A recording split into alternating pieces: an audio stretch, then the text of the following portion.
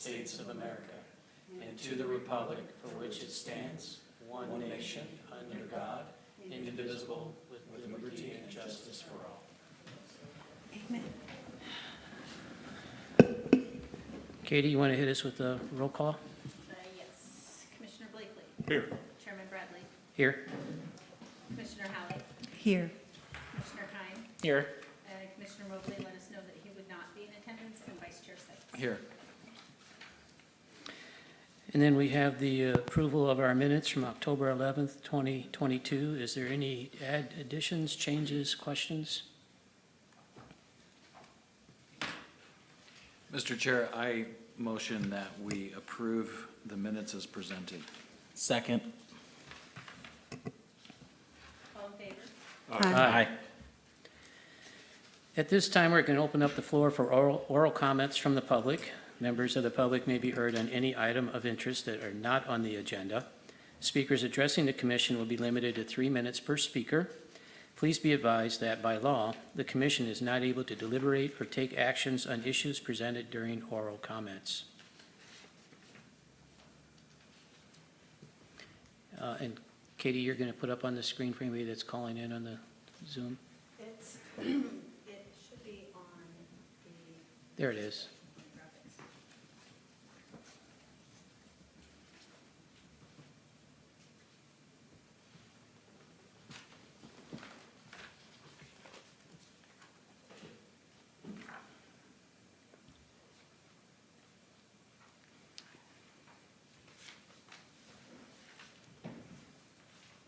graphics. Do we need a motion to close if nobody's coming up? We don't have anybody. Okay, then I'll close it. So our next item of the agenda is item number 4 for business. Number 1, we have a lot line adjustment between 2 residential parcels on Ridgeview Court. The applicant is Fortuna Loop Incorporated, CO of Danco Group. The parcel numbers are 202-061-066 and 202-061-065. Project site is Ridgeview Court. Zone is residential single family rated R1 through 6, or 1-6, I should say. Liz, you want to enlighten us? Yes.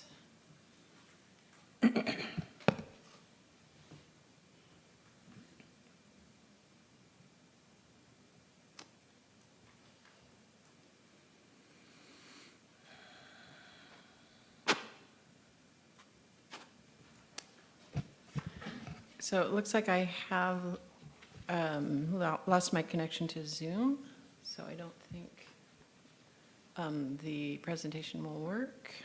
It says an unknown error has occurred.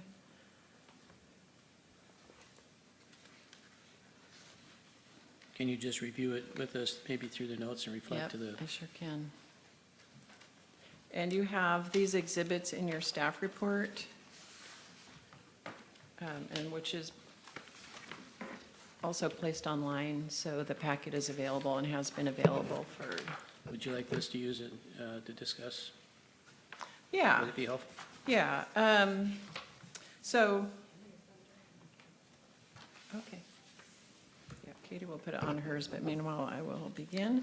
Okay. So this is a lot line adjustment to adjust the common side boundary between the 2 parcels. And this is lot 58, lot 59. I think you read the assessing parcel numbers, 202, 061, 065, and 066.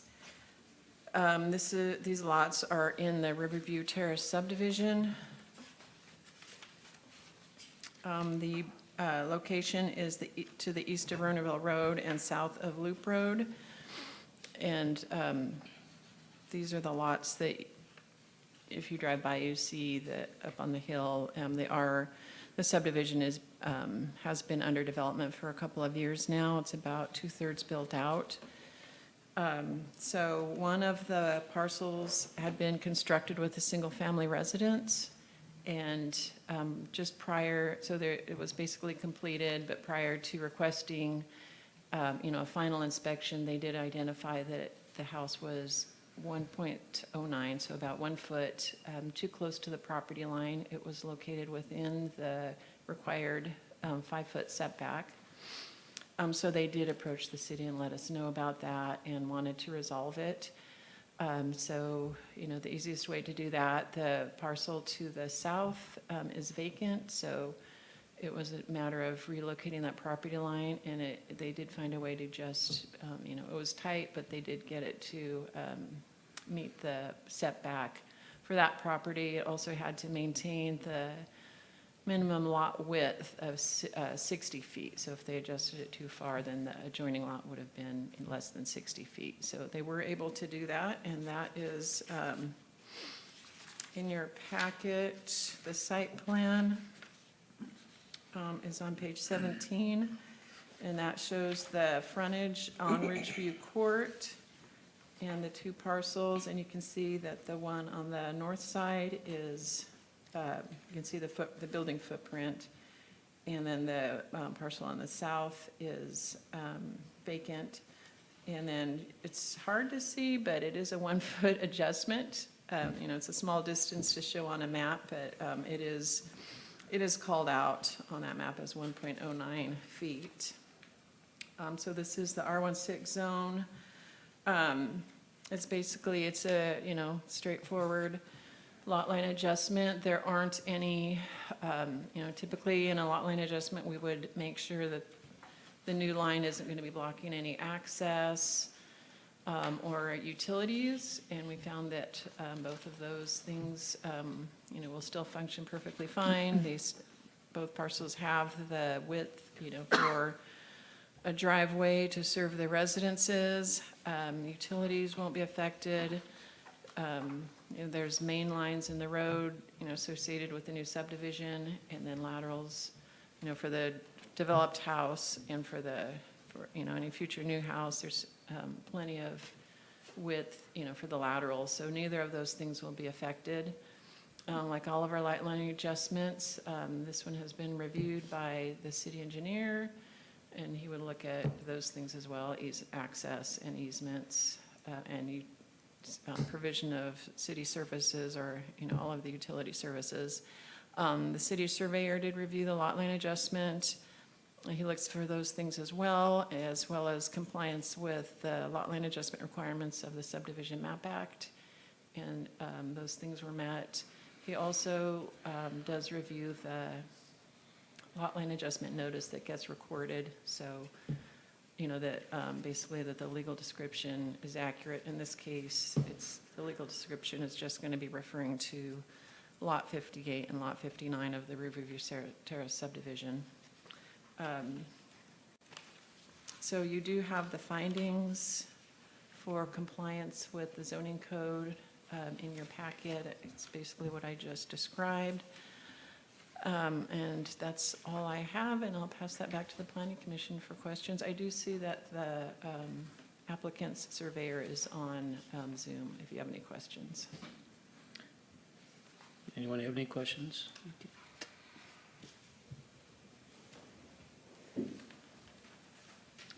And if not, then I'll open up the floor for comments from the public at this time.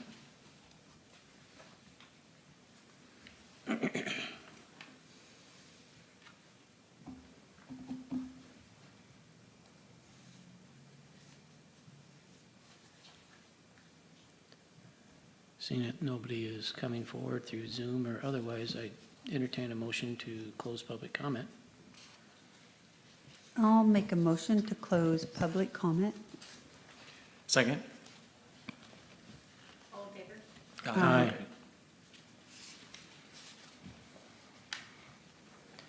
The only other thing left is for a motion to approve or not approve. Mr. Chair, I motion to adopt resolution number P-2022-3095, a resolution of the Planning Commission of the City of Fortuna approving a lot line adjustment between 2 residential parcels on Ridgeview Court. Second. All right, Commissioner Blakely, Yes. Chairman Bradley, Yes. Commissioner Holly, Yes. Commissioner Kine, Yes. and Vice Chair Sights. Yes. Okay, next on our agenda is consideration of an 18-month extension of an approval of approved parcel map to subdivide a 4.4 acre parcel into 4 parcels ranging in size from .46 acres to .76 acres and a remaining parcel of 2.32 acres. The applicant is Susan Campbell. The parcel number is 202-071-091 and 202-381-033. Project site is a vacant parcel between Berry Court and Redwood Way, and it's residential, single-family, R1 through 6. Did you have something to add to that, Liz? Yeah, thank you, Chairman Bradley, Planning Commissioners. So this request for an extension is for the tentative map of the Campbell subdivision that was approved by the Planning Commission on January 26, 2021, with the conditions in Resolution P 2021-3056. Under the Subdivision Map Act, parcel maps are approved initially for 24 months, 2 years. So this one would expire on January 25th, 2023. And the MAP Act does require cities to consider extensions for 5 years.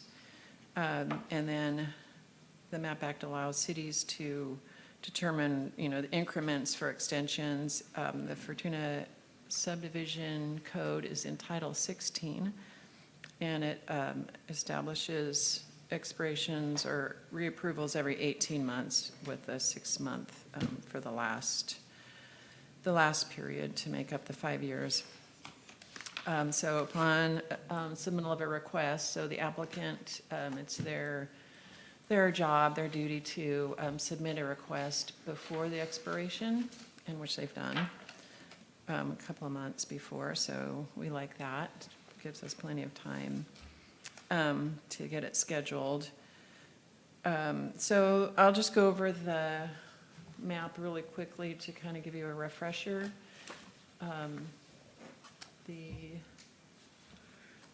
previous slide shows the location. It is located off of Redwood Way. It's to the north of Redwood Way. If you're driving up to the hospital, you'll see, the large field off the left. And it has northern access from Berry Court. And there are 2 AP numbers, but it's one parcel, I believe. And so the parcel is 4.4 acres, and the tentative map is, will create 4 parcels. So the zoning, I'll just jump to the zoning because it's in the order of our slides. The zoning is residential single family, R16, so it's got a 6,000 square foot minimum lot size. So any more than 4 parcels would bump it up into a major subdivision, and they wanted to keep it more open, more of an open feel. There's also wetlands on the site, which creates some constraints to development. They did work around the wetlands. They got the wetlands delineated and approved by the Army Corps of Engineers, and then a 25-foot setback approved. So the parcels, go ahead and you can advance it. So the parcel map, the shaded area shows the wetlands, and I'm sorry, I don't have it in overhead to use a pointer, but the parcels range in size from 0.46 acres, so almost a half an acre, to 0.76 acres, and a remainder parcel of 2.32 acres. And all of the parcels do have, even though several of them have the wetlands that they're working around, they all have an area undisturbed by wetlands and with full access off of the new road to exceed the minimum lot size of the R16. So there's ample room. And they also did make sure that each of the parcels is, because they're larger, they didn't want to preclude future development by a future buyer. So each of the parcels is designed so that they would be easy to split in the future but that would go before the Planning Commission. It's just kind of a long-range planning thing to not preclude, not prevent subdivision. You know, we always like to see that, just thoughtful design. Anyway, so that's been approved. Those conditions of approval, if you have any questions on them or, you know, for a refresher, they are attached in your packet. So this agenda item is for the extension of the map. And the Subdivision Map Act, again, does dictate the terms of extensions. So there's that 2-year life, which I described. And the second issue has to do with conditions of approval. Conditions may be added if warranted, so there would need to be like findings, and typically that's when, you know, in other situations, I don't think there are any such conditions that need to be added or changed. Nothing, you know, there aren't any outside conditions that have changed, but that might be if a city adopts new zoning standards, or if something else, something environmental changes, a city might want to add conditions. If the applicant did not agree with adding a condition, then a planning commission would either approve it as it is or not approve the extension. So then the map would expire. So those are the options available. Staff recommends approving the extension. The reason for their extension request is that the applicant has been, their engineer has prepared the improvement plans, you know, for the road and utilities and storm drainage and things like that. That's a long process. They have been delayed by PG&E, which is notoriously really slow. So that's why they're coming up to the 2 years. They did get the map signed by all of the parties, the city, fire department, the utility agencies, and they've submitted those to the city. So those will get signed. They're in the process of getting re-reviewed and signed by the city. And then they will be able to begin construction. So the applicant is here if you have any questions.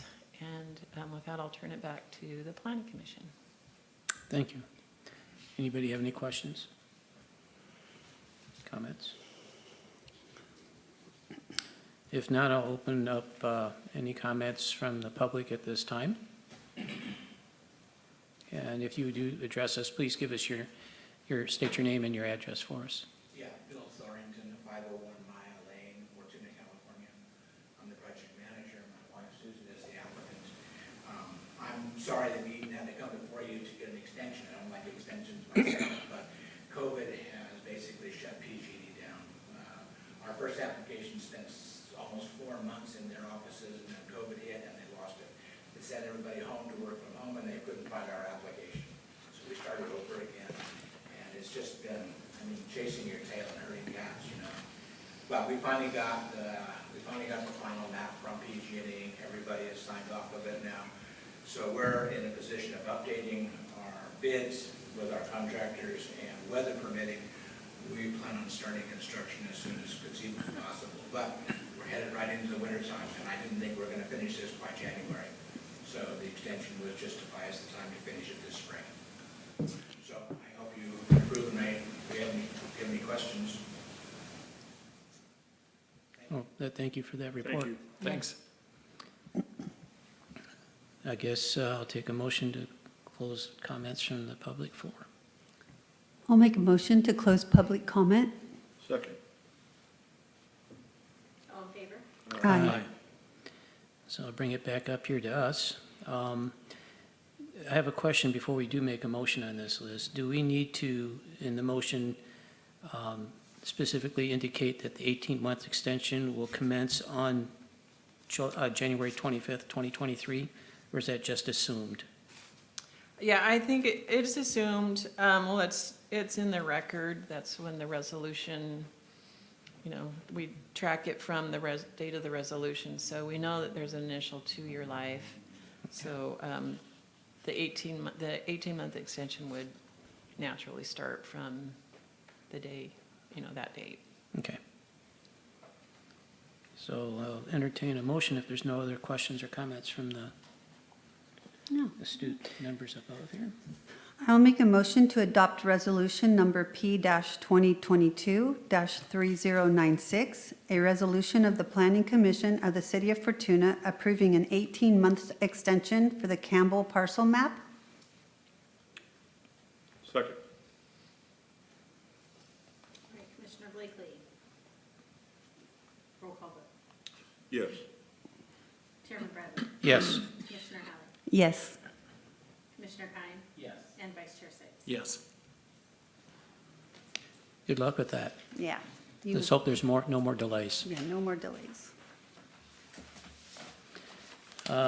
Liz, do we have any staff communications?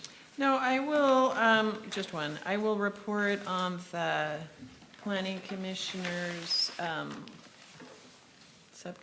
committee workshop that was held last week. So there was continued discussion on parking, and, you know, I think it was a good discussion. It kind of went from, I think, the previous meeting where maybe it seemed like the direction was that there aren't any parking issues, but after discussion last week, it was decided to bring some back, for staff to do some research and bring background information on, what really are the parking needs for different types of uses, single family, multifamily, especially multifamily, and then how to consider substandard, like the older parts of town where the roads are substandard. So we're going to look at demographics of multifamily units. There's kind of discussion about the design review that you guys approved for the 70-unit multifamily unit off of Smith Lane. They're going to advertise those for seniors. How is that parking demand different from a regular multifamily development? So we're going to look at that, and then we're going to take a closer look at the city's, not just the zoning standards, but also general plan policies on parking, infill development, and things like that would affect, the city's direction as it's reflected in the general plan. We're going to look at parking survey of similar sized cities, so cities that are similar in nature to Fortuna as far as size and being rural, not part of a giant suburban outlying area of a big metropolis. And how does that, how would the city compare? What do those cities do to resolve or address parking issues? And then look at having a sunset clause, just in general. What are the possibilities to consider a sunset clause for existing repair shops that, are maybe grandfathered in with regards to having parking even in their customer areas and not in any designated areas. And I think that was pretty much it. I mean, that's just abbreviated. But yeah, so we'll be bringing that to you. Then we think we did decide to have to skip a meeting and then have that would be the second meeting in November the 15th, but I'm going to be out of town visiting my daughter in Boston. She's working in Boston, so Yay. looking forward to that. But that would be the next meeting. The next available meeting would be December 6th. So if that's agreeable to everybody. Perfect. Okay. Works for me. Okay. And just so I can add to that with our meetings, would we decide on, I know Katie and I talked about this earlier today, would we decide on November 8th? It's election day. I don't know that we have much on the agenda, if anything, right? Right. And this room typically gets used. Yeah. I would like to say I'd be absent because I'll be working the polls. Yeah, so County worker. I have a suspicion that we may not have a quorum, let alone the use of the room. I think we should be okay. We have, actually, it's the Orchard Apartments are coming forward on, for their conditional use permit, but Just because of PG&E and, you know, the uncertainty of PG&E providing electrical ability, so we're trying to get projects, you know, we're trying to help them and doing everything that we can to facilitate getting those scheduled and approved, because PG&E is being more accommodating to projects that have been in development and either have an application. I'm not sure if they don't have an application yet, you know, I don't know what PG&E's cutoff is, but they're being pretty uncertain and not really forthcoming with that kind of information, so we're just trying to help everybody through. So let me check with if this room is being used. I think last year, the last election, I normally vote here, and we went to the Veterans Building, so I'm not sure if they're going to be using this building like they used to. So Well, it might I'm not going to be able to make that meeting on the 8th. And if you're not, we only have 4 candidates, so we might want to do an attendance tally Okay, to yeah. determine if we have a quorum. Okay. I will thank be you. there if there's one. I'm fine. Okay. I can make it too. And I can then- make it too, I should be able to. So it comes down to Okay. Chris. to Chris. All right, so we'll check before we go. Yeah, just to publish save a an lot of agenda. footwork. Thank you. Yeah.